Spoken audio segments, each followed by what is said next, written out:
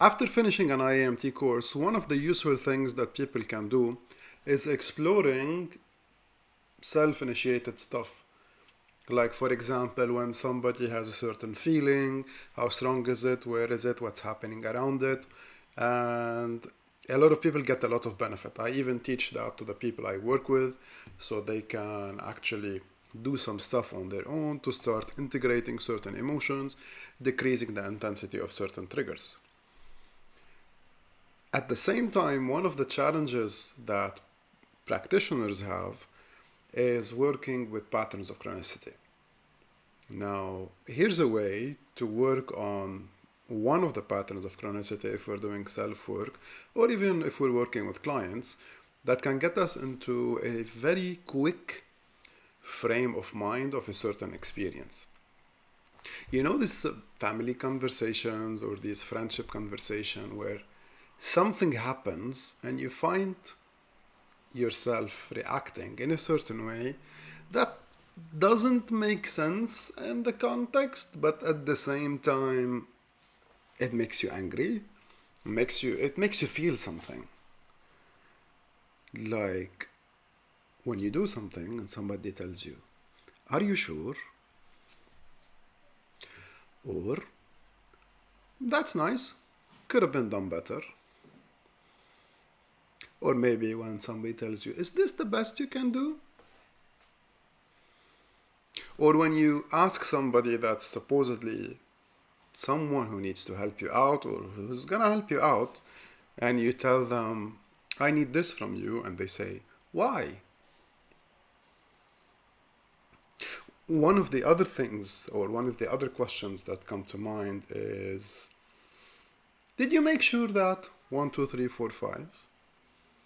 On an internal sense, a lot of these questions might generate an internal response of, does this person think I'm stupid? Does this person think I'm not enough? Does this person think I can't do things on my own? The idea is, when we're having responses to such what should be innocuous questions that are this extreme, and we get angry, so why are you talking to me that way? And you shouldn't have, especially when we're around family members, friends, and people that are in our life consistently. This is an excellent way for us to explore our own three-stage overreaction. So when somebody tells you, "Are you sure?" What one of the other things could be, you should be grateful given the life that you have. Another very common one, people like you,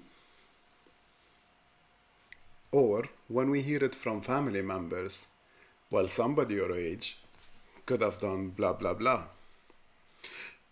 Don't you see this person that had the same upbringing at you? What's something that you lack in your life that you couldn't do the same thing?" And suddenly we have these reactions boiling inside. In addition to words, it could be actions. So remember these conversations that you're having with people in your life and somebody goes, "Shh," or somebody looks at you in a certain way, or somebody just goes, "Shh." And think of these specific responses and these specific triggers that are happening that have this boiling effect. That's a tip-off that gets people either into the second stage of the three-stage overreaction and sometimes into the third stage of the three-stage overreaction. If you can notice these statements, just get a piece of paper and think, so what are the statements, the looks, the reactions, the triggers that other people have that put me into this state? And start writing them down. And then go each sentence on its own and go like, okay, so when somebody says, "Is this the best that you can do?" How strong is this feeling associated with it? And how familiar? And when's the first time I can remember having this experience? And just go through them. Just go through one a day. And let me know what happens.